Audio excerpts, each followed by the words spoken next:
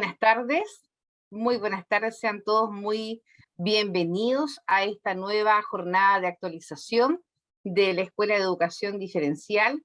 Hoy vamos a conversar sobre autismo, una mirada inclusiva que tiene como objetivo hoy poder conocer las características de las personas en la condición del espectro autista, eh, así también como conocer sus requerimientos, los apoyos que se necesitan y también conocer algo del abordaje pedagógico en distintos contextos escolares y familiares.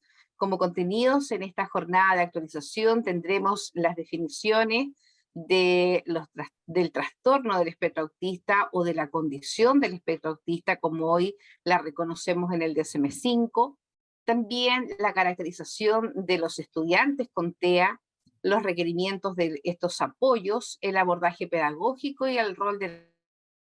Saludamos a toda la comunidad universitaria de la carrera, dando nuestro más sincero saludo en nombre de la directora de escuela, Cecilia Peñafiel, también en nombre de las representaciones de Santiago, de Concepción, de Viña del Mar. Muy bienvenidos a todos los académicos que nos acompañan, a los egresados, a los estudiantes, por cierto, de las tres sedes, al público externo, a los egresados y a los empleadores, en esta tarde de mucho sol, de mucho calor, donde nos disponemos a poder avanzar un poco más en la temática que hoy día nos reúne. Damos la más cordial de las bienvenidas a la profesora Tolska Barriento. Tolska es profesora de educación diferencial con mención en trastornos de audición y lenguaje de la UNCE. Es diplomada en psicomotricidad e integración de la Universidad Complutense de Madrid. También tiene un postítulo en psicopedagogía en la Universidad del Norte, magíster en psicología infanto-juvenil en contextos de inclusión. También debemos decir que Tolska tiene una larga trayectoria y experiencia, 15 años puntualmente en Germina, centro dedicado a la terapia en autismo en la comuna de Quilpué. Sin más preámbulos, entonces, comentar que vamos a dar paso a la exposición para luego dar un espacio para las preguntas que vayan surgiendo, ¿verdad?, en esta jornada. Agradecemos entonces su participación y los invitamos a disfrutar del contenido que nos comentará Tolska. Muy bienvenida, Tolska. Adelante. Muchas gracias, Girda. Agradecer a la universidad por generar este espacio que cada vez son más necesarios, porque el tema de la inclusión es un tema importante y relevante, ¿cierto? Si queremos avanzar como país y como sociedad inclusiva. Así que muchas gracias por este espacio, a todos los presentes y los asistentes también. Vamos a partir conversando acerca del autismo, porque el autismo tiene muchas miradas y definiciones, ¿cierto? Ya lo decía Girda, ¿qué podemos hacer referencia? ¿Es una condición o es un trastorno? Si nos ponemos a pensar y actualizamos toda la información, los estudios desde las neurociencias, ¿cierto? Tenemos que poner en el escenario un término importante que nos convoca, que tiene que ver con aquellas dificultades o trastornos del neurodesarrollo, ¿cierto? El autismo, sin todavía adentrarnos en el DSM-5, nos habla que tiene que ver con importantes aspectos que se ven afectados tanto cognitivos, sociales, emocionales e intelectuales, ¿ya? Cuando hablamos de trastorno nos referimos a un funcionamiento diferente de lo normal, enfocado más bien a un paradigma, a un clínico, ¿cierto? Encontramos que lo cognitivo, todos los estudios actuales y referencias también que desde primera persona hacen estudiantes o personas con autismo que pueden detallar y referir su condición, nos hablan de que su manera de aprender es distinta a los que somos considerados neurotípicos. Aprenden de una manera distinta. Eso antes no se sabía con certeza, pero ahora los estudios así lo revelan. Intelectualmente también se ven afectados desde, por eso se habla de un espectro, donde encontramos estudiantes o personas con TEA que pueden tener una discapacidad intelectual hasta estudiantes que tienen un nivel intelectual superior, Eso es importante saberlo. También nos encontramos con la afectación que tiene que ver en el área emocional, donde podemos tener y encontrar dificultades en la comprensión y la expresión de sus emociones, de sus sentimientos, y también las dificultades en la comprensión de lo que los demás o los terceros sienten y cómo pueden expresar también esas emociones. Y en lo social, porque una cosa lleva a lo otro, encontramos que las personas que presentan esta condición también tienen grandes dificultades en comprender algunas reglas sociales y en cómo relacionarse a los demás. Luego abordaremos que si estas dificultades sociales tienen que ver solo con ellos o también porque el contexto social o escolar o familiar le pone ciertas barreras. Y aquí llegamos a un concepto muy importante para ir cambiando nuestra mirada con respecto a lo que nosotros entendemos o comprendemos por la condición del espectro autista. Cuando hablamos del neurodesarrollo, entendemos que es el crecimiento del sistema nervioso a partir de la interacción entre las personas y su entorno y que todas las personas lo cursan de una o de otra manera, ¿cierto? El término neurodiversidad se coloca en el tapete en el año alrededor del año 98 a través de una activista que nos habla que la neurodiversidad es propia de la condición del ser humano y de la especie humana. ¿Por qué? Porque es la diferencia natural entre un cerebro y otro. Y llegamos a un concepto importante que tiene que ver con que la mayoría de nosotros y probablemente los que estamos en este seminario tenemos una condición típica en nuestro neurodesarrollo. Sin embargo, los estudios actuales hablan de que alrededor de un 15 a un 20% de las personas presentan un desarrollo neurológico o un neurodesarrollo, bien digo, diferente en algunas áreas. Entonces, hablamos de que ellos son considerados neurotípicos o también un concepto que es más actual, que se habla de la neurodivergencia. ¿Quiénes son considerados en este momento aquellas personas que tienen un desarrollo atípico, neurodiverso o neurodivergente? Tenemos varios y entre ellos encontramos a las personas que presentan el autismo, así como dislexia, así como trastorno por déficit atencional, síndrome de Tourette, etc. Podemos concluir entonces con esta visión de la diversidad del neurodesarrollo que según este concepto que nos va encaminando hacia una mirada de respeto de derechos, ¿cierto?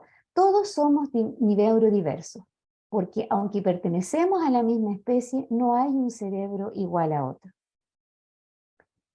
Y aquí nos movemos al concepto desde la condición, ¿cierto? Una condición diversa del neurodesarrollo, a lo que podríamos relacionar con un trastorno del espectro autista. Lo uno no implica la inhabilidad del otro. ¿En qué sentido? Que el DSM-5 desde el 2013 cambia los trastornos generalizados del desarrollo, donde se incluía dentro de ellos el trastorno del espectro autista, en un solo concepto que tiene que ver con el trastorno del espectro autista solamente, y ahí incluimos a lo que antes se consideraba el síndrome de Asperger. ¿Por qué este cambio? Este cambio supone que el trastorno del espectro autista es un continuo, no hay límites definidos para ello, no decimos aquí comienza y aquí termina. Es una variedad. Tantas personas que presentan esta condición comparten diferentes visiones, diferentes características y diferentes formas de manifestación de este trastorno. Por lo tanto, incluso en personas que pudiéramos ser neurotípicas, podrían estar presentes aquellas características que en unos momentitos más vamos a describir. ¿Qué es lo que sucede? El unir estos conceptos nos invita a darnos cuenta que cuando muchas de estas características están presentes en una misma persona con tal intensidad que van a afectar su vida considerablemente, entonces podríamos estar frente a la presencia del diagnóstico de trastorno del espectro autista. Vamos pasando entonces de un paradigma clínico que, si bien es cierto, ya no está en uso, pero muchas veces sigue estando presente en la práctica, por otros paradigmas, ¿cierto? Como podría ser el paradigma cualitativo, el paradigma de considerar necesidades educativas especiales, el paradigma socioeducativo, a un paradigma donde nos vamos acercando a la neurodiversidad. ¿Por qué? Porque ahora se entiende con muchos aportes, sobre todo desde las neurociencias, de las ciencias sociales y también de la pedagogía, que todos los seres humanos somos diversos en características neurológicas, sensoriales, comunicativas, sociales, porque eso es lo que nos define como ser humano. Entonces, desde este paradigma de la neurodiversidad, las diferencias ya no son consideradas como déficit y no son quienes las presentan los responsables de presentar esas manifestaciones. Muy por el contrario, tiene que ver con el respeto a esta neurodiversidad, a esta diversidad humana que nos define. Por lo tanto, este paradigma nos permite ir transitando a desarrollar formas de encuentro en la diversidad. Y volvemos entonces al tema que habíamos conversado hace unos segundos, que tiene que ver con un enfoque de derecho. El enfoque de derecho en el trabajo con las personas con cualquier característica, pero sobre todo los estudiantes o personas que presentan la condición del espectro del autismo, nos habla del respeto por sus características. Considerar sus necesidades individuales, que la inclusión es un derecho.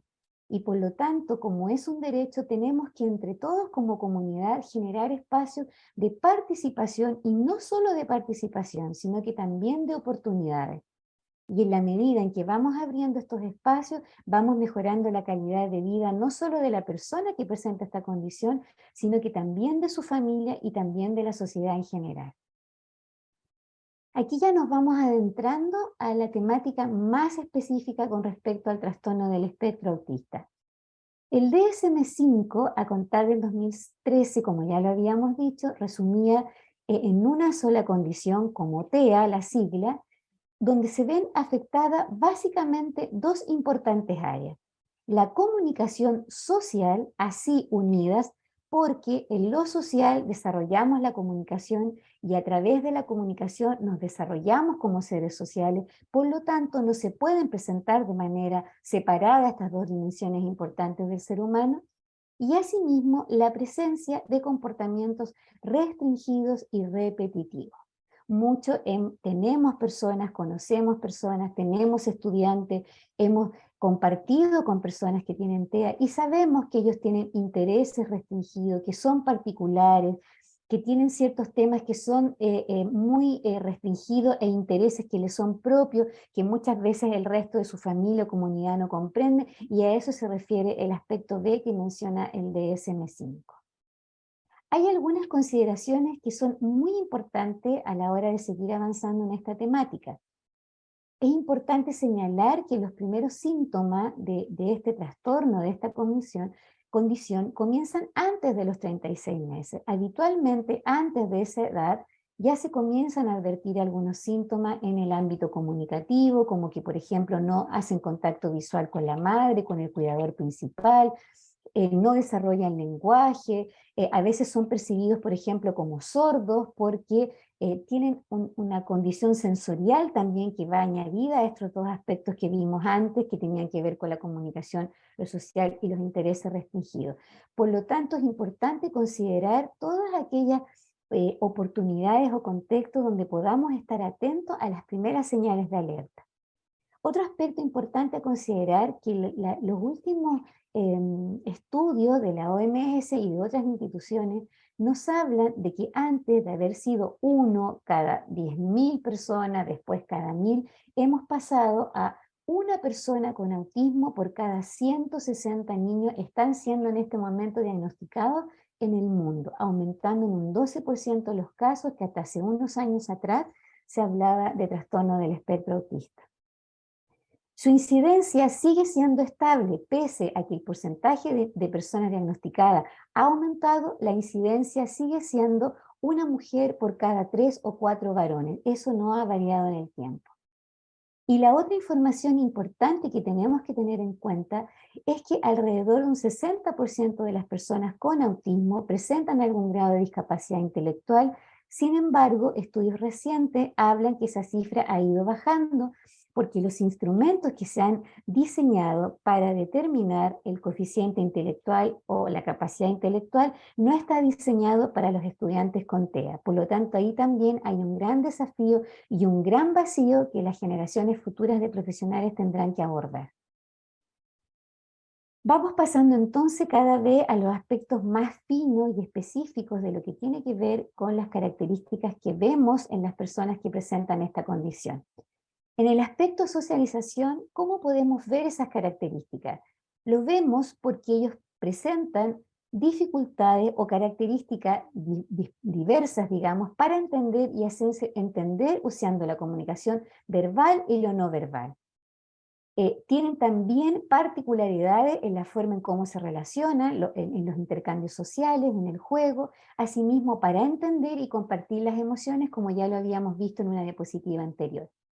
Su comunicación puede ser una comunicación que aborde desde lo prelingüístico, por ejemplo, balbuceos, ecolalia, siendo oral, con frases cortas, gestual, o simplemente no verbales, como no presentar ningún tipo de comunicación oral. Sin embargo, ellos siempre están comunicando.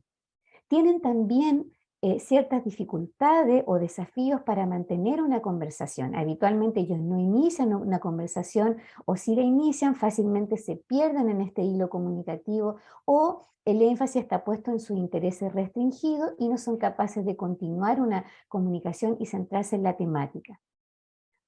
Particularidades en el uso del lenguaje. Se sabe que tienen una prosodia particular, a veces se cree que son como de otro país, tienen una manera muy particular de usar el lenguaje, el uso a veces que podríamos decir que es la pragmática, no es la más adecuada, por lo tanto su utilización del lenguaje no corresponde al momento social y a las demandas que ese momento social les pide. Asimismo, algo importante que tiene que ver con directa relación con el desarrollo del lenguaje es con la ausencia de juego simbólico o imaginativo. Sabemos, lo que trabajamos en educación, que el juego es una herramienta importante para desarrollar el pensamiento y el lenguaje en nuestros niños y en nuestros estudiantes. Y otro aspecto importante que podemos presenciar y observar es su comportamiento. Presentan intereses obsesivos, comportamientos inflexibles, estereotipas, que pueden ser el movimiento de manos característica que hemos podido observar. Me imagino que la mayoría de las personas que tienen interés por esta temática, y una relación peculiar con los objetos, por ejemplo, si están manipulando un auto, se fijan más en la rueda que en el auto en sí, etc. Hay un aspecto importante que tiene que ver con la teoría del iceberg. Los que hemos trabajado en la temática del TEA por mucho tiempo, generalmente nos encontramos con algunas conductas, pero esas conductas por sí solas nos están mostrando otro tipo de situaciones de las cuales tenemos que hacernos cargo y de las cuales tenemos que observar. Lo que habitualmente vemos es la punta que está arriba del iceberg, ¿cierto? Destrucción de objetos, conductas ofensivas, no colaboración, heteroagresiones, agresiones, etc. Pero lo más importante que tenemos que entender es lo que está debajo de esa conducta, lo que oculta el iceberg. Todas esas conductas son el resultado o el producto de todo esto que está en color azul, que tiene que ver con lo que ya hemos mencionado: los déficits de comunicación, la adherencia a rutina, las dificultades en el procesamiento sensorial, la percepción de los detalles y no del contexto general, etc. Aquí hay algunas fotitos, disculpen, de conductas que podemos observar en nuestros estudiantes, como por ejemplo, el que ellos les molesten algunos tipos de ruido, que tengan como emociones, pasen de una emoción a otra,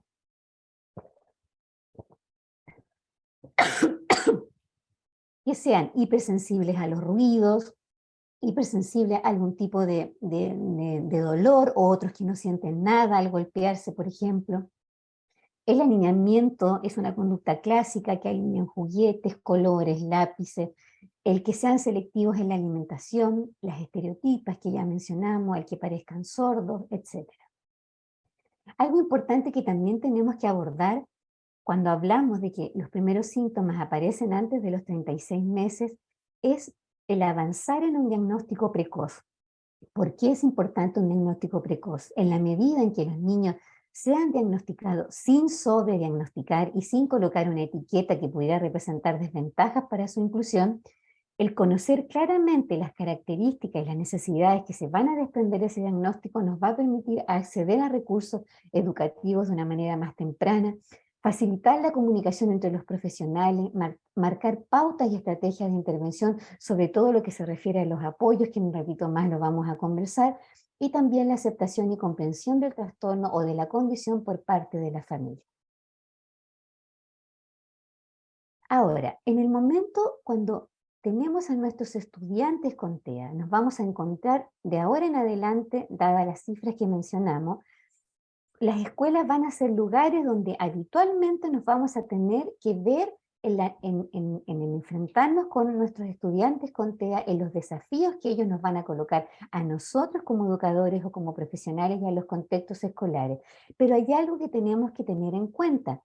Nuestros estudiantes presentan muchas fortalezas que a veces dejan de ser vistas porque solo nos centramos en la parte de arriba del iceberg, en aquello que a veces es disruptivo, que a veces nos produce miedo, que a veces no logramos entender. Sin embargo, nuestros estudiantes con TEA presentan también muchas fortalezas que es importante considerar.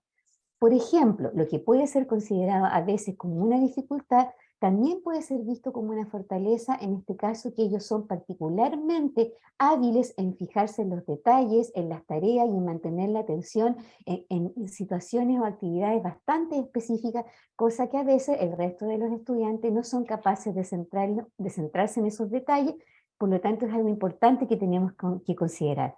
La capacidad visual de nuestros estudiantes con TEA. Se dice que los estudiantes con TEA y las personas con TEA son pensadores visuales. Su manera de pensar, nosotros quienes somos neurotípicos pensamos en lenguaje, en palabras, ellos piensan en imagen. Esa capacidad particular que ellos tienen les permite aprender lo que ven y pensar en imágenes, por lo tanto ven cosas que a veces nosotros no somos capaces de ver con nuestro desarrollo típico. La memoria, ya sabemos, los estudiantes con TEA suelen memorizar a veces incluso contenidos o elementos que para nuestra interpretación pueden ser vistos como innecesarios o inútiles, pero ellos tienen una gran capacidad de memoria.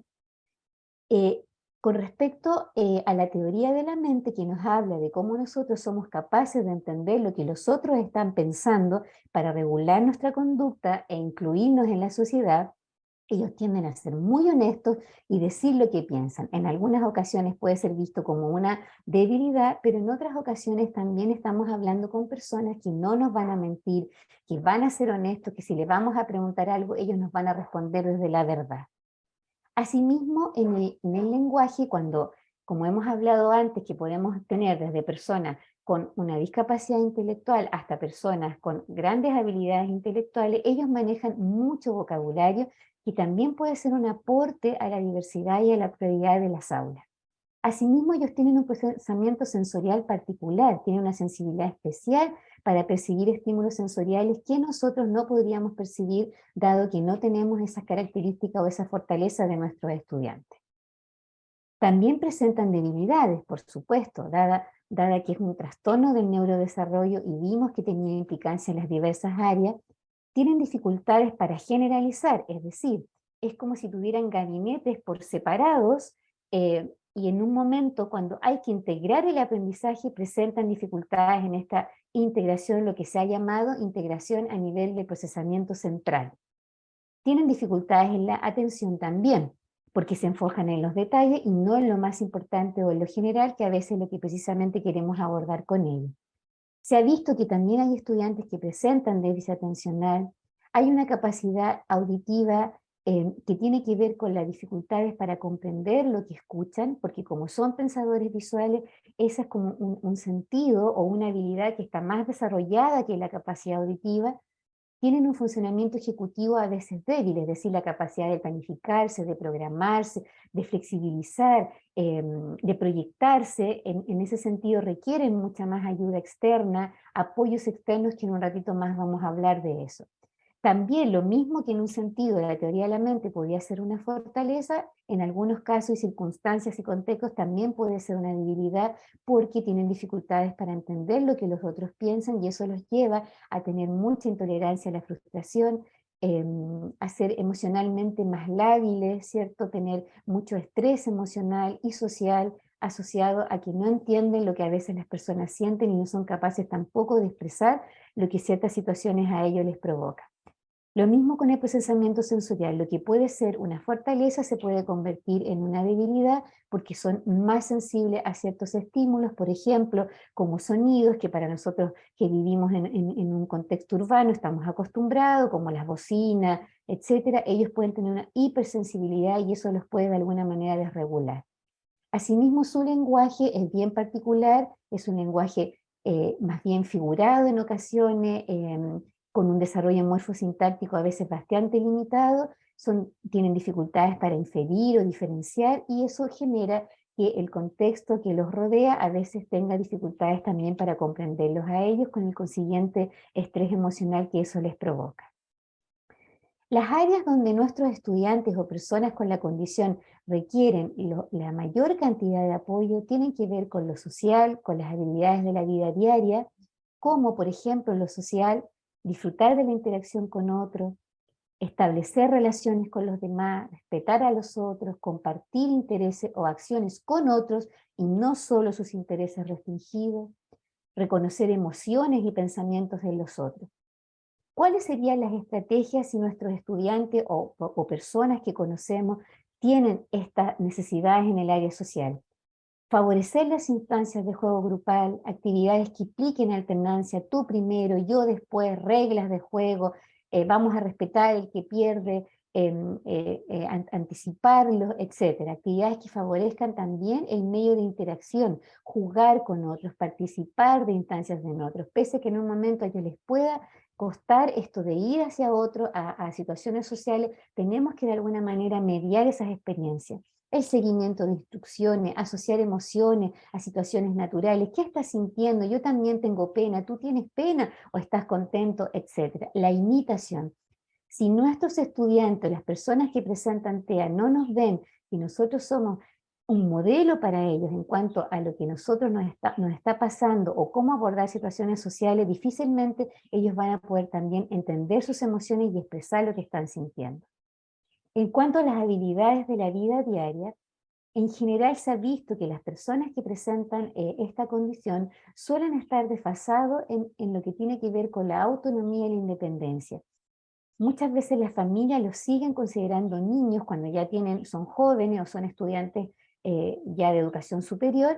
Entonces lo importante aquí es considerar que este desfase depende mucho del contexto social y familiar en que nuestros estudiantes estén o personas. Por lo tanto, tenemos que darle las oportunidades, darle los apoyos que requieran, que en un ratito más los vamos a ver. Ya hemos visto las necesidades comunicativas, son todas estas que ya lo conversamos: ausencia, cierto lenguaje ininteligible, presencia de lenguaje verbal compuesta solo por palabras sueltas, perseverar en un tema, dificultad para iniciar intercambio, lenguaje verbal oracional pero que no es un diálogo, sino que más bien es como un monólogo, un soliloquio, dificultades en el uso de la pragmática que ya lo habíamos visto. Por lo tanto, ¿cuál es la propuesta? Ellos necesitan estimular su comunicación a través de nuestro modelo, información visual que a ellos les permita entender y poder entender la situación comunicativa que se está produciendo, organización, desarrollar la intención comunicativa. A veces creemos que porque las personas con autismo no suelen espontáneamente hablar, no tenemos que hablarles. Al contrario, tenemos que desarrollar en ellos la intención comunicativa.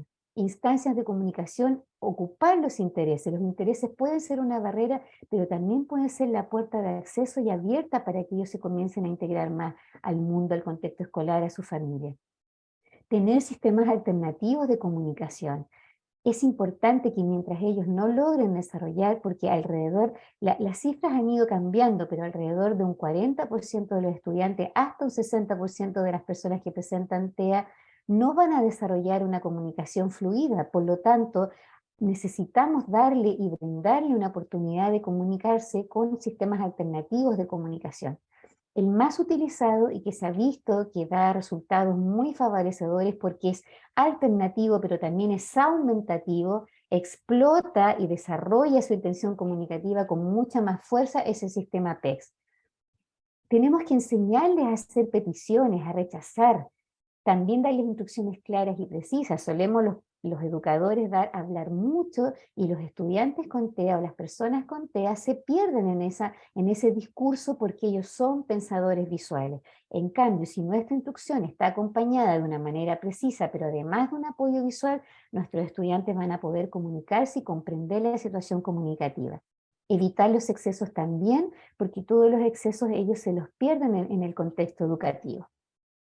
La flexibilidad. Ya sabemos que nuestros estudiantes presentan mucha inflexibilidad porque eso también redunda en lo que conversamos anteriormente, que tiene que ver con estos intereses restringidos, estas conductas, manierismo, estereotipas, que tienen que ver con esta inflexibilidad. Por lo tanto, ¿qué necesidades tienen ellos? Que nosotros les demos las herramientas para que se vuelvan más flexibles. Aún así, cuando respetemos su inflexibilidad, tenemos que propiciar que ellos sean capaces de aceptar los cambios, que puedan negociar, que puedan ampliar los intereses. En mi experiencia como educadora con niños con TEA nos damos cuenta que muchas veces la familia, al contrario de flexibilizar, lo que hacen es preservar sus intereses restringidos. Si hay un pequeño que le gusta dinosaurio, entonces él tiene ropa de dinosaurio, libros de dinosaurio. ¿Y qué estamos haciendo con eso? Estamos respetando por un lado sus intereses, pero también los estamos cerrando a darle otras oportunidades y ampliar sus experiencias. Por lo tanto, si necesitamos que nuestros estudiantes sean más flexibles, necesitamos anticiparle los cambios de rutina. No lo podemos sacar de una situación a otra sin haber mediado entre el tránsito de una actividad a otra. Tenemos que tener una comprensión y una gestión del tiempo que es requerida. Ellos no tienen la misma visión del tiempo que nosotros, por lo tanto es importante, por ejemplo, a través de apoyos como un reloj de arena, el reloj mismo de la pared, haciendo secuencias de actividades donde ellos entiendan que después de 5 actividades viene el recreo. Todo eso nos va a permitir transitar hacia una flexibilidad mayor. Le tenemos que ofrecer nuevas experiencias, no siempre las mismas, sacarlos un poquito de su zona de confort, un panel de conductas deseables. A veces las conductas que vemos, como lo vimos en la teoría del iceberg, tiene que ver esa conducta, por ejemplo, de tirar una cosa o de frustrarse y a lo mejor golpear a un compañero, golpearse a ellos mismos, tiene que ver con esta inflexibilidad, porque él está tan interesado, por ejemplo, en un tema y lo llevamos a una clase de educación física, lo sacamos de una actividad, por ejemplo, de matemática, porque ellos son hiperlectores y son lectores precoces y tienen una fascinación por los números y las letras, y por lo tanto él va a responder haciendo una desregulación o pataleta, como malamente se llama. Por lo tanto, tenemos que tener unos paneles de conducta donde le demos las directrices de cómo es el comportamiento esperado, qué esperamos de él. Negociar con nuestros estudiantes, evaluar en equipo, tener un análisis de conducta, favorecer los juegos y las actividades lúdicas. Otra de las necesidades que tienen nuestros estudiantes o personas con TEA es el sentido de la actividad. Los que hemos tenido contacto con estudiantes con TEA, por ejemplo, nos damos cuenta que a veces en el patio ellos deambulan de un lado a otro sin un sentido de la actividad. Entonces, la necesidad que ellos tienen es desarrollar un sentido de la actividad, porque esto tiene que ver con lo que habíamos hablado de la función ejecutiva. Ellos no son capaces de planificar lo que en ese momento tienen que hacer, entonces deambulan. Por lo tanto, ¿qué le tengo que hacer? Ofrecer actividad motivadora. Puede deambular, pero yo le coloco una canasta y va de un extremo al otro del patio y coloca una pelota. Si le gustan los dinosaurios, a la pelota le pego, por ejemplo, un estillero de dinosaurio y le digo, tienes que ir a colocar a la canasta de los pterociraptor, no sé, o los de los velociraptors, de los etcétera, la pelota que corresponde. Le damos un sentido a esa actividad que para ellos no tiene sentido por esta dificultad en la función ejecutiva. Asimismo, tenemos que tener acciones con finalidades inmediatas y concretas. Cuando le decimos al no, tienes que esperar, y no le colocamos ningún apoyo visual, esa espera a él se le transforma en algo difícil de abordar y de transitar. Por lo tanto, vamos a tener entonces conductas como arrancarse, como querer trepar, como escaparse de la sala, etc. Cuando le decimos, vas a hacer 3 sumas, por ejemplo, y después de la suma puedes ir al patio y estar 10 minutos en esa actividad, él va a tener una mayor regulación de su conducta porque lo estamos conteniendo y le estamos dando información importante. Evitar también los tiempos desocupados, como cualquiera de nuestros niños pequeños, que a veces en esos tiempos, pero sobre todo nuestros estudiantes con TEA, se producen estas dificultades. Seguimos. ¿Cuáles son las barreras que se van produciendo, que también tienen que ver no solo con las características de nuestro estudiante en sí y con lo que ya hemos hablado de esta condición de neurodiversidad y de estas características de este amplio abanico que representan los estudiantes, las personas con TEA. También encontramos barreras que tienen que ver con, por ejemplo, la comunidad educativa. Cuando nuestros estudiantes o personas con TEA están insertos en comunidades educativas donde los valores inclusivos, que ya a esta altura no debiera ser, pero aún así tenemos referencias a veces de nuestras propias familias que así lo es, que los valores inclusivos no están claros. Los dejamos estar a nuestros niños, pero no nos involucramos con su participación, desconocemos las características del TEA, tenemos pocas oportunidades de que ellos establezcan relaciones interpersonales con sus compañeros de calidad y hay una falta de trabajo colaborativo. Eso va a ser una barrera que va a impedir la inclusión de nuestros estudiantes con TEA. Los espacios físicos. Los espacios físicos de nuestros estudiantes, por su inflexibilidad, por sus dificultades para organizarse, requieren espacios físicos con apoyos visuales. Los ambientes caóticos, desorganizados, con distractores, donde nunca se sabe lo que va a pasar al rato después, generan muchas conductas de ansiedad y disruptivas en nuestros estudiantes. Y también cuando ubicamos a un estudiante en una sala donde hay 40 compañeros o 30 compañeros, lamentablemente, en un entorno donde hay compañeros al lado que lo molestan o que él no va a tener acceso a preguntar a la profesora, también estamos como generando o facilitando que estas conductas aparezcan. Lo otro importante, y eso es una de las cosas más importantes, además de estos valores inclusivos, que yo creo que todos estamos de acuerdo, los que estamos presentes aquí, tiene que ver con los equipos profesionales. Es necesario que nuestros estudiantes cuenten con un equipo de profesionales, ya sea en un programa de integración escolar o con profesionales que el mismo contexto escolar disponga para los estudiantes y su familia, o con profesionales externos que puedan ir a apoyar o tener reuniones colaborativas donde se planifiquen las estrategias de acceso a los contenidos, de acceso a las oportunidades, etcétera.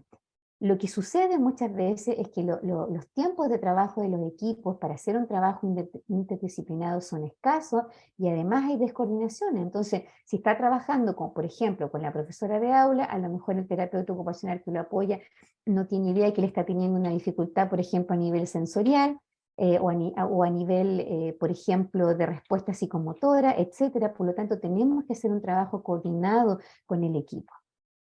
Eso lleva muchas veces que haya una falta de calidad metodológica y también una falta de recursos que a veces no tiene que ver con que los recursos en sí no existan, sino que con que estos recursos no se facilitan y no se ponen a disposición. Entendiendo que los contextos educativos son diversos y que no solo tenemos al estudiante con TEA, sino que hay muchos otros estudiantes que también presentan otro tipo de apoyos o requerimientos de apoyo. Y también una gran barrera, y sobre todo se ve en los estudiantes en la medida en que van creciendo y van cursando ya la segunda etapa, por ejemplo, de quinto básico hacia adelante, la falta de vínculos sociales. Habitualmente cuando los niños son más pequeños suelen aceptar con mayor disponibilidad a sus compañeros que presentan la condición, pero en la medida en que van creciendo estos vínculos se van tornando escasos, frágiles, propios también del desarrollo y de la etapa vital que todos los compañeros cursan, ¿cierto? Pero también van empezando a aflorar temas como la falta de empatía, el bullying, intereses diferentes, porque nuestros estudiantes se quedan en sus intereses también restringidos, entre otras barreras sociales. Y llegamos entonces al punto importante que tiene que ver con los apoyos. Cuando tenemos estudiantes en los contextos escolares y también en los contextos familiares, porque en la experiencia que yo tengo trabajando con estudiantes con TEA desde pequeñitos, el apoyo no solo tiene que darse en el contexto educativo, los apoyos tienen que replicarse también en los contextos familiares y ojalá en los contextos sociales.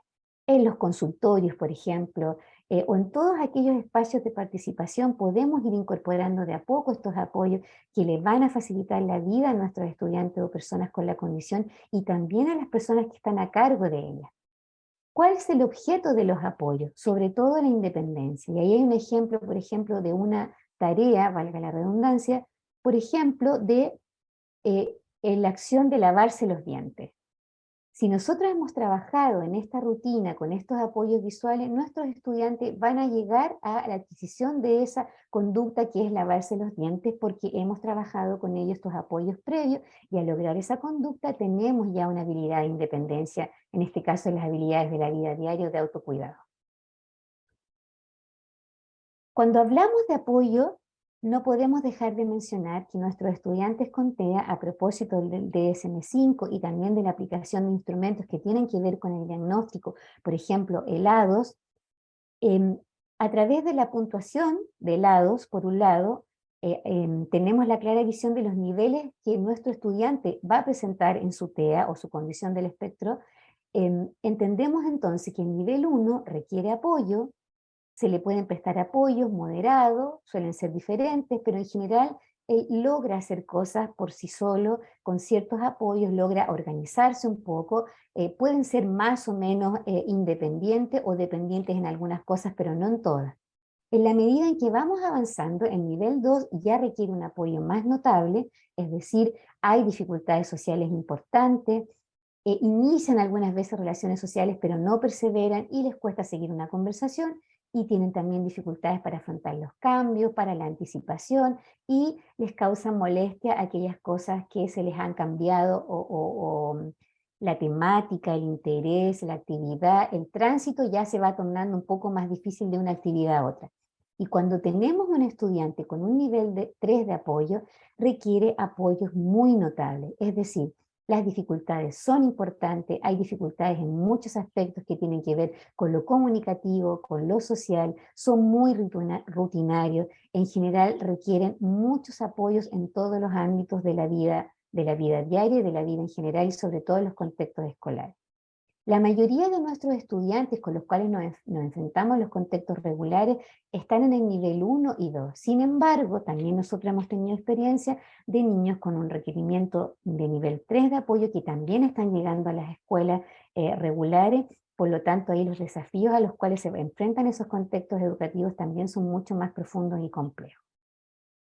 ¿Cuál es la importancia de los apoyos? Muchas, pero en resumen tiene que ver con darle la estructura que es una necesidad que nuestros estudiantes o personas requieren. Los ambientes caóticos, insisto, a ellos no les dan estructura y aumentan estas conductas disruptivas o desregulaciones que tanto daño le causan a ellos como también generan estrés en los contextos educativos.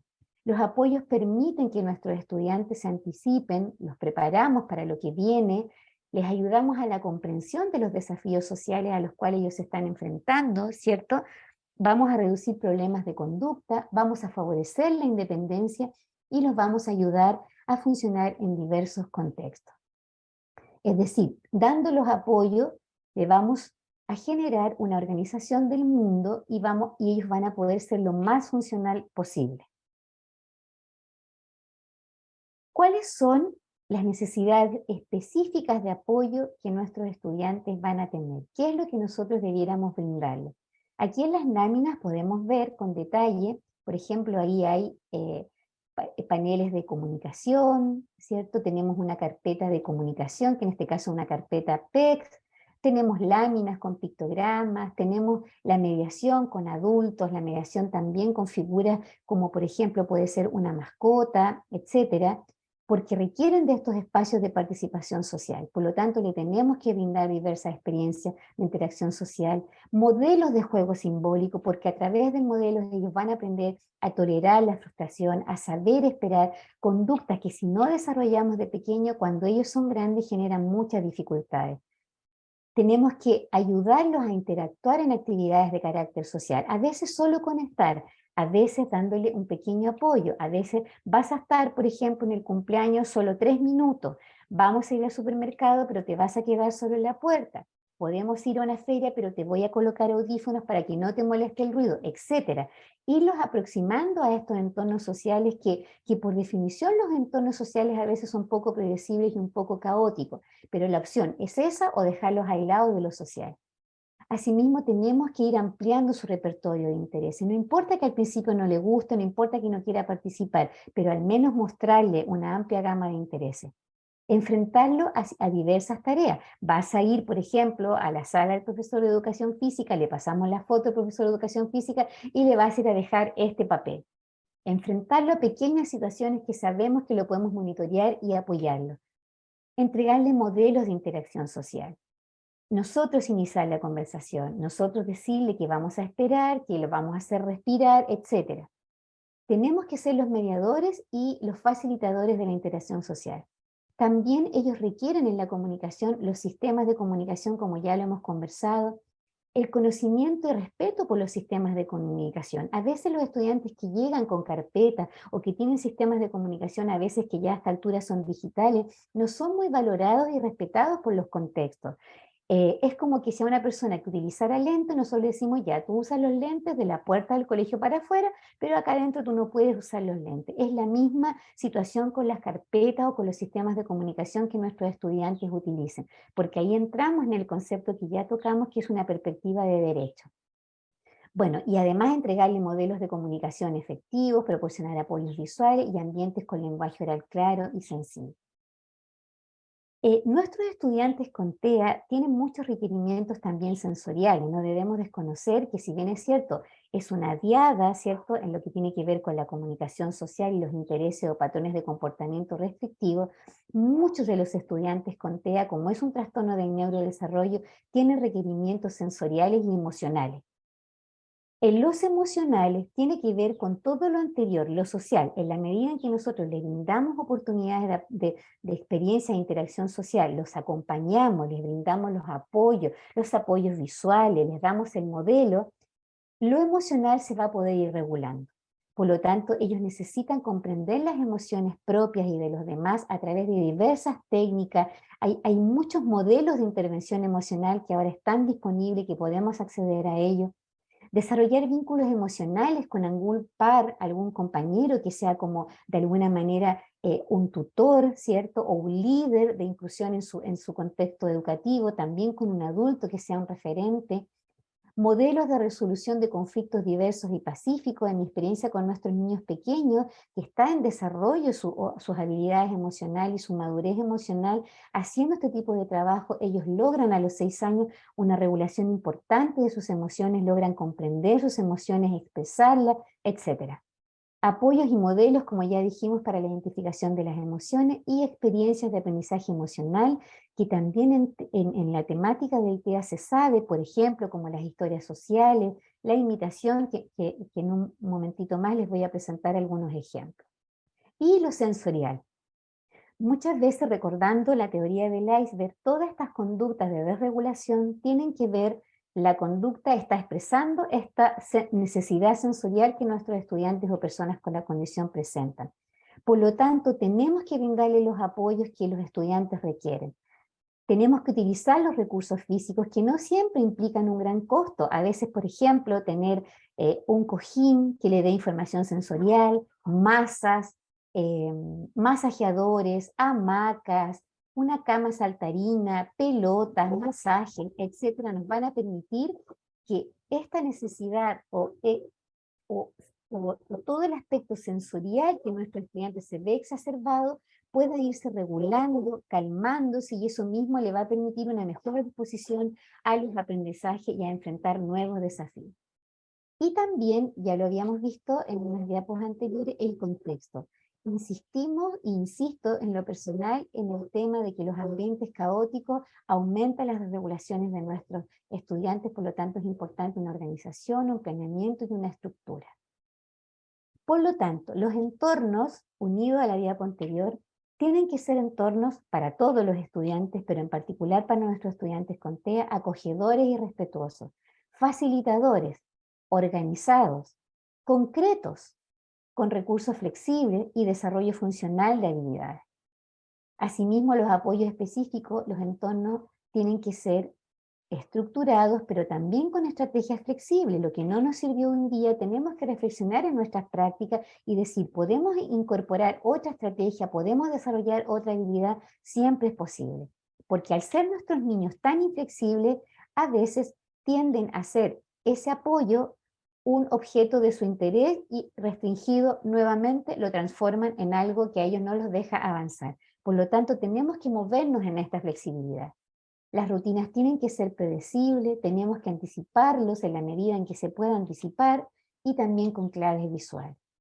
Por ejemplo, ahí tenemos un entorno organizado donde ellos trabajan con ese canastito, tienen 4 actividades, ellos saben, sacan la actividad, la trabajan en la mesa y la colocan en el canastito de al lado. Esto es lo que podría considerarse desde el modelo norteamericano un aula teach, que la podemos adaptar obviamente a nuestros recursos. Los materiales también, es súper importante, sobre todo en lo que tiene que ver con la educación parvularia, en los primeros años, en el primer ciclo de la educación básica, tienen que ser materiales que permitan despertar el interés, darle un sentido de actividad, por esto que conversábamos anteriormente, que ellos tienen dificultades para el sentido de la actividad, que faciliten la interacción y no necesariamente pase por la comunicación, y que favorezcan el respeto de turnos, comprensión de reglas y la imitación y el juego simbólico. Ahí hay unos ejemplos que también eso es un material teach, ya estamos entrando cada vez más a lo específico de la intervención. En esa cajita, por ejemplo, las ranuras le dan la información del color y las tapitas, entonces él asocia la tapita y el color, estamos trabajando psicomotricidad, colores, organización, etc. Aquí hay más ejemplos. ¿Ya? Ejemplos de lo que es, por ejemplo, un entorno desorganizado, como esa habitación, y en la esquina izquierda superior, un entorno que vendría a ser más organizado. ¿Ya? Entonces las claves visuales, que pueden ser claves de colores, pictogramas, que los que trabajamos en TEA los conocemos, se pueden descargar de una página fácilmente, podemos utilizar mucho los pictogramas. En nuestra experiencia hemos tenido estudiantes que no han tenido apoyo, y cuando se comienza a introducir los pictogramas en su trabajo, les cambia la visión de la vida y cómo pueden acceder a nuevos aprendizajes. Brindarle experiencias, atrevernos con ellos, llevarlos a otras experiencias, visitar bibliotecas, museos, etc. Las claves visuales, acá hay muchos ejemplos de claves visuales, pero tiene que ver con todo lo que sea, obviamente, como su palabra lo dice, visual, lámina, video, dibujos, pictogramas. Ahora con las tecnologías, ¿cierto? Tenemos muchos accesos a video, podemos hacer reels, TikTok, etcétera, todo eso con el objetivo de que ellos tengan información visual. Eso les va a facilitar la comprensión, podemos trabajar con ellos secuencias, agenda, mejora la expresión, va a mejorar el procesamiento, van a poder acceder a contenidos que a lo mejor sin esos apoyos no hubieran podido acceder, va a incrementar los niveles de participación, no solo del estudiante con TEA, sino que también de todos los estudiantes. Vamos a fomentar la independencia y vamos a organizar la información. Por ejemplo, ahí tenemos ejemplo, valga la redundancia, de claves visuales, ¿ya? Tenemos una secuencia de actividades, esa secuencia también se puede traspasar a actividades de algunos contenidos como lenguaje, matemática. Ahí tenemos un ejemplo de lo que es, por ejemplo, acciones, ¿ya? Encadenamiento de tareas. Tenemos también aquí ejemplos de materiales que tienen que ver con la regulación y que es importante en el bienestar emocional de nuestros estudiantes con TEA, que lo podemos tener como una cajita a disposición de nuestros estudiantes.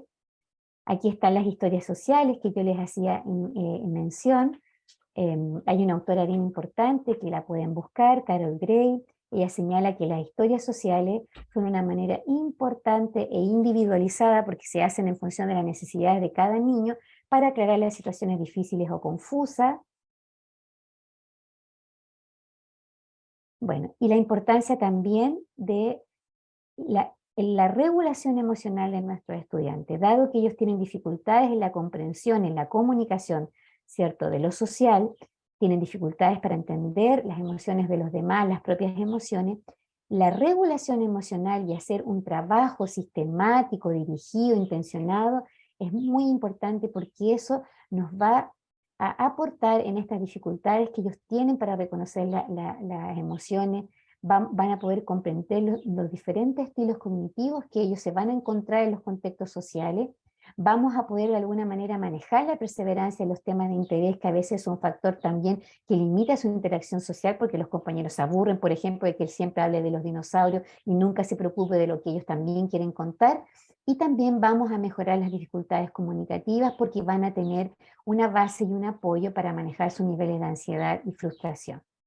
Ahí hay ejemplos de materiales que podemos utilizar con nuestros estudiantes para la regulación emocional, masajes, chalecos de peso, libros, por ejemplo, conductuales que también los habíamos visto con lo que está correcto y lo que no está correcto, una sala de estimulación sensorial, aceites, aromoterapia, podemos utilizar todo eso, todos estos materiales como apretar, los relojes de tiempo, relojes de arena, hamaca, todo eso se sabe y está descrito en la literatura y en las investigaciones y los resultados de las investigaciones actuales que regulan emocionalmente, pero sobre todo sensorialmente, y es la cadena. Me regulo sensorialmente, me regulo emocionalmente, por lo tanto mi conducta se va a expresar en equilibrio.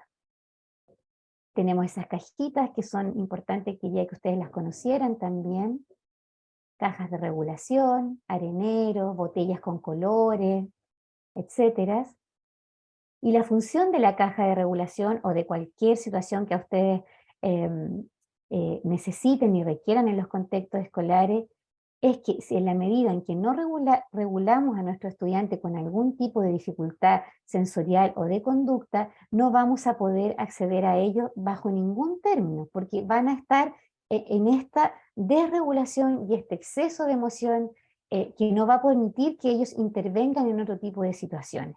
Y eso genera un estrés no solo para ellos, sino que también para los demás compañeros y también para el contexto.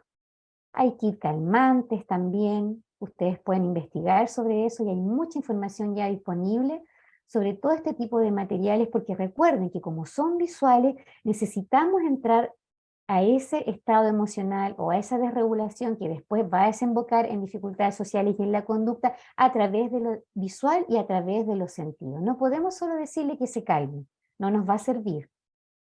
La respiración se sabe ahora desde el mindfulness, ¿cierto? La atención plena, no solo en nuestros estudiantes con TEA, sino que también en todos los estudiantes. La respiración es un factor clave al momento de regular las emociones de todos los seres humanos. Y se ha visto que los estudiantes con TEA, trabajar con ellos en la regulación de las emociones a través de la respiración es un factor importante que disminuye considerablemente el estrés y la ansiedad.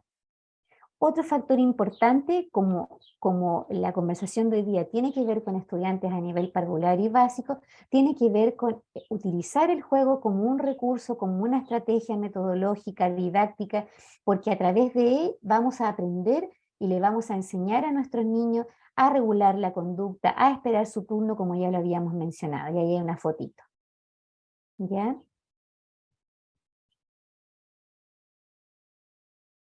Finalmente, ¿qué es lo más importante?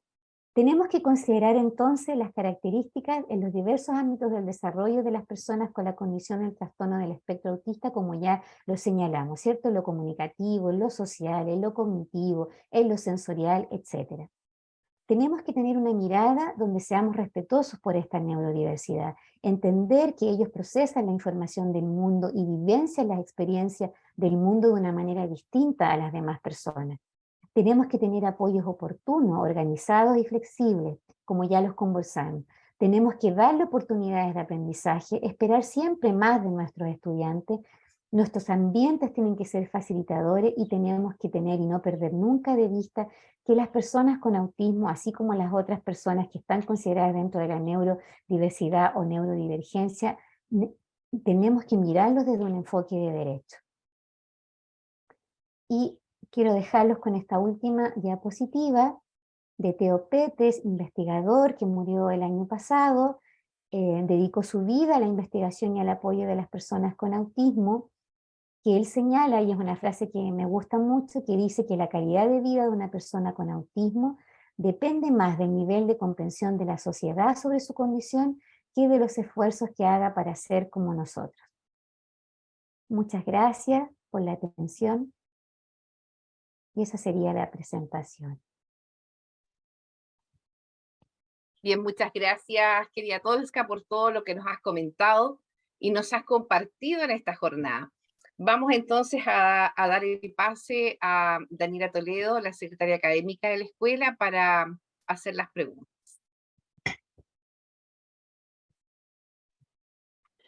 Gracias, Girda, y muchas gracias a ti, Tolska, por esta excelente Bueno, presentación, por la claridad también con que nos expusiste el día de hoy y con los ejemplos súper aterrizados. Primero no teníamos muchas preguntas, pero ahora ya están, porque deben haber estado todos muy atentos a tu presentación. surgieron. Así que voy a comenzar. La primera pregunta dice María del Carmen, ¿existen grados de autismo como grado 1, grado 2, grado 3? Sí, era lo que mencioné en una diapo, que el instrumento que se aplica para el diagnóstico, que es el ADO, señala niveles, nivel 1, nivel 2 y nivel 3, siendo el 1 el que requiere menos niveles de apoyo o requerimientos de apoyo, siendo el 3 el con mayores requerimientos de apoyo y necesidades. Esos serían como equivalente Claro. a los grados, como menciona. Claro, más que los grados, como los niveles de apoyo. En Niveles de general el apoyo, claro, diagnóstico es uno dependiendo. solo, TEA, claro, sí. Perfecto. Maximiliano también dice, ¿existe alguna forma de ayudar al curso contextualizado que nosotros hoy día estamos en educación parvularia y educación básica, a entender el TEA de una compañera o compañero de estas edades? O sea, ciertamente, yo creo que ahí la gran labor tiene que ver con los equipos de los contextos escolares, con no solo el educador, sino que también el equipo que tenga como de alguna manera la responsabilidad de este proceso inclusivo, ¿cierto? Cuando aceptamos a un niño, no es una aceptación que venga solo te tenemos, también este niño tiene que transitar, tiene que ser incluido, tiene que participar y tiene que aportar. Se puede ayudar de muchas formas, contándoles una historia, hay cuentos que podemos descargar, hay cuentos que hablan sobre las personas con TEA, hay capítulos, hay una historia que no me acuerdo en este momento, pero era una serie que se veía hace mucho tiempo atrás, se me olvidó el nombre. Pero bueno, hay historias que las podemos Más descargar pistas. por... Me voy a acordar, pero era un monito que era como peladito, que tenía Calú, ¿puede ser? Calú, algo así. Calú, que tenía, No. las historias eran, cada historia trataba, y una de esas historias con un niño con autismo, hay videos, por ejemplo, el viaje de María, eso, Cailú, ahí me ayudaron. Claro, hay un capítulo completo dedicado a un compañerito que tiene autismo, Hay hay otra de videos Hugo, parece que se llama, es chileno, es una también. animación. Claro, claro, podemos utilizar esas estrategias como de video, ¿cierto? Tenemos muchos videos. Hay una fundación que se llama Fundación Orange, que es una fundación europea que tiene mucho material para trabajar precisamente la concientización de nuestros estudiantes más pequeños con los compañeros con TEA, porque parte obviamente esa concientización desde pequeñito. Así que herramientas hay, lo importante es la disposición y las ganas de querer que los compañeros lo comprendan y que también el niño con TEA sea capaz de entender a sus compañeros. Por ejemplo, a ver, te vamos a dar 5 minutos para que tú hables sobre los dinosaurios, pero ahora vas a escuchar a tu compañero que va a hablar sobre autos, por ejemplo. Y eso también requiere la mediación de los adultos que estemos a cargo de nuestros estudiantes con TEA. Súper, súper, muchas gracias. Seguimos porque tenemos más preguntas. Jessica Durán dice, desde su experiencia, ¿qué modalidad educativa considera que es mejor para los estudiantes con diagnóstico de TEA? A ver, se refiere, me imagino que si es a modalidad de escuela especial o modalidad de proyecto de integración o programa de integración.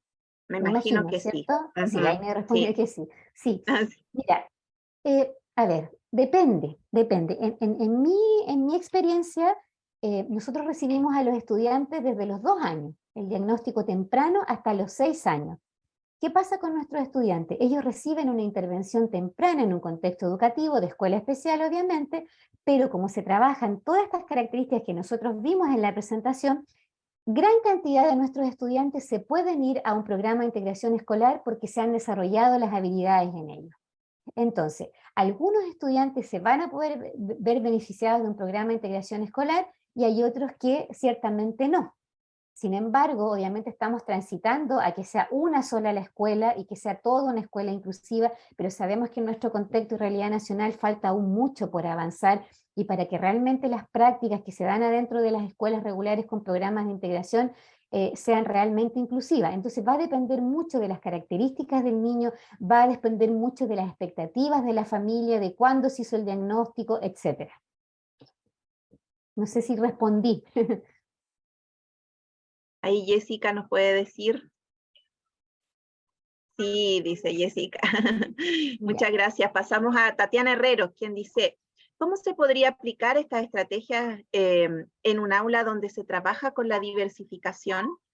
Un poquito habla también ahí como los programas de integración, también podría estar asociado, ¿cierto? Dice, ¿son Claro. compatibles? ¿Se complementan? Y dice, gracias. De inmediato. Bueno, Inmediatamente. responderte honestamente que no es fácil, claramente.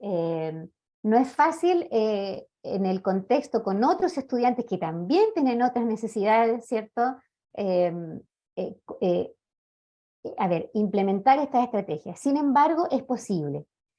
Hay instituciones que se están de alguna manera atreviendo a incorporar estos apoyos y lo que más a nosotros nos reportan, porque yo visito varios colegios, hemos ido a hacer seminarios o charlas similares, es que los apoyos les han servido no solo a los estudiantes con TEA, sino que también a los demás compañeros. Entonces es vencer un poco a veces como el prejuicio o la creencia de que esto no va a resultar e ir implementando paulatinamente. Por ejemplo, hace tiempo atrás fuimos a una escuela y nos decía que ellos habían implementado los apoyos visuales y el calendario de anticipación y todos los niños les había servido y estaban muy contentos y ellos mismos decían, mira, les explicaban a su compañero Conte, ahora nos toca educación física, anda a ver el cartel. Y eso había generado un clima como de complicidad porque esta solo cartel de anticipación o de planificación de actividades había servido no solo al estudiante. No es fácil, pero se puede. Yo creo que estamos aquí, todos los que estamos aquí, obviamente esperamos que cada vez los contextos escolares sean más inclusivos. Así es, Tolska. Para allá vamos, para allá el desafío. Abraham Novoa nos dice, en relación a las diferencias particulares de cada diagnóstico de TEA, ¿qué desafíos observa en relación a los apoyos que pueden brindar los establecimientos educacionales a los niños con este perfil? Ahí Bueno, habla de tiene los que ver un desafíos. poco, sí, un poco Abraham tiene que ver con la respuesta a la pregunta anterior. Los grandes desafíos primero son entender que estos apoyos son necesarios. Es como la explicación de que si yo requiero lentes y alguien en mi escuela me dice, no, tú en este contexto no vas a poder usar lentes, es mi derecho el utilizar lentes. Por lo tanto, es desde el enfoque de derecho, los estudiantes con TEA requieren estos apoyos. Eso es lo primero. Lo segundo, el gran desafío al que se ve enfrentado al contexto escolar tiene que ver con creer que esos apoyos sí van a modificar y le van a dar oportunidades de acceso y de aprendizaje a nuestros estudiantes porque así es. O sea, lo podemos, y hay estudios al respecto que cuando se implementan ciertos apoyos como agendas visuales, por ejemplo, una zona de calma, hace poquito me tocó estar en un colegio donde decían que habían implementado las sugerencias que le habíamos dado anteriormente, la zona de calma, y que había sido maravilloso con los recursos que tenían, no necesariamente invirtiendo muchos recursos económicos, les había dado resultado. Entonces ahora todos los profes decían, ya, cuando veían y identificaban que el niño estaba desregulado, lo llevaban a su zona de calma y estaban todos fascinados porque lo habían vivenciado en la práctica. Y lo tercero tiene que ver con la planificación y la organización, porque tampoco los apoyos pueden ser diseñados de una manera que al final sea desorganizado.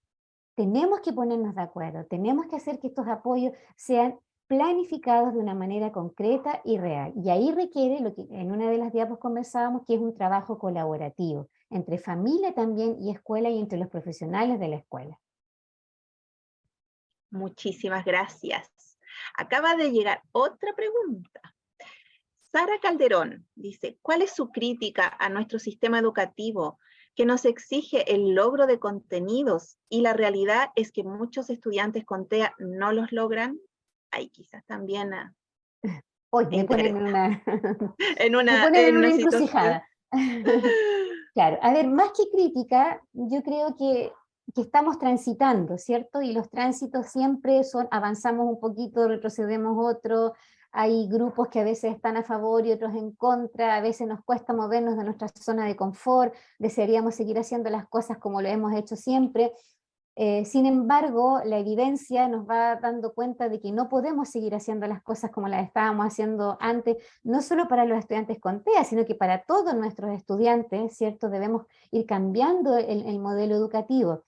A ver, pero más que crítica, entonces yo creo que el desafío tiene que ver con que la escuela regular tiene el foco, precisamente como ella dice en la pregunta, puesto en muchos contenidos académicos abordados desde una visión o una metodología bastante rígida, que no permite que esta diversidad de nuestros estudiantes, y sobre todo de los estudiantes con TEA, se puedan incluir en este modelo tan rígido y tan centrado en solo lo academicista. Yo creo que vamos caminando, vamos transitando. Nosotros hemos tenido estudiantes, muchos estudiantes, de hecho ya el estudiante que lo recibimos de pequeño salió de cuarto medio, y él transitó por la escuela con bastantes desafíos y requerimientos, pero la escuela en la que él estuvo fue capaz de abrirse a esa diversidad y a esas características propias de él. Entonces, cuando la escuela hace ese proceso reflexionar y abrirse, estos estudiantes pueden tener un espacio, pero yo entiendo también que cuando estamos en un contexto regular, si los profesores están, digamos, demandados porque hay que cumplir con el currículum, porque hay que pasar los contenidos, obviamente todos estos deseos de inclusión y esta mirada se torna más difícil. Entonces, no tengo la respuesta. Y tampoco es como una crítica porque finalmente todos somos partes del modelo. No es un modelo que está ajeno a nosotros y que nosotros nos situamos en este pedestal y lo criticamos. Todos tenemos que hacer cosas para que este modelo, desde el lugar que nos corresponde, donde nos toque, vaya avanzando. No sé si le pude responder como, pero intenten. Sí, yo creo que sí. Sara, y nos dirá. Bien, vamos a hacer la última pregunta para ya comenzar a despedirnos. Pamela Herrera dice, ¿cómo sugieres incentivar a los profesores que son capaces de poder colaborar para incluir a los niños y niñas con TEA? A ver, yo creo que, por ejemplo, actividades y espacios como estos son súper importantes. O sea, y ahí les agradezco a ustedes como una universidad que generen estos espacios, porque es importante a ver, muchas veces la dificultad para integrar a los estudiantes con TEA tiene que ver con primero nuestros prejuicios, porque tenemos el prejuicio asociado que todos los niños con TEA, por ejemplo, son agresivos, son violentos, no entendiendo que esa agresión o violencia tiene que ver con otras cosas que ya las conversamos en esta presentación, ¿cierto? Segundo, tiene que ver con nuestras propias prácticas personales de reflexionar acerca de cómo podemos incluir a los estudiantes. Pero ¿cómo puedo yo reflexionar acerca de esas prácticas? Aprendiendo, conociendo, interesándome en el tema, formándome. Porque en la medida en que yo no conozco algo, lo que va a primar es mi miedo, el miedo a lo desconocido. Si yo lo conozco, me voy amigando, me voy acercando, voy abrazando esta nueva experiencia y me voy dando cuenta que los estudiantes sí pueden ser incluidos, aplicando ciertas estrategias. Todas estas estrategias que yo les mostré, hay muchas más, pero estas son como las que yo le podía mostrar, porque si no íbamos a estar hasta las 10 de la noche hablando de estrategias, no son difíciles de implementar. Pasan por la convicción de que los profesores reconozcan la importancia de estos apoyos, que no es difícil implementarlo y que sean persistentes y en su búsqueda de nuevas alternativas y flexibilidad para nuestros estudiantes.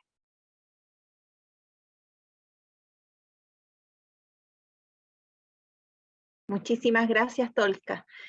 Gracias, gracias. Y también muchas gracias a todos los participantes que se animaron a hacer sus preguntas. Seguramente algunos se quedaron por ahí calladitos, pero tenemos otra jornada el próximo jueves, así que yo voy a dejar a Girda para que realice un cierre adecuado y nos deje a todos invitados para este jueves, y yo me despido todos.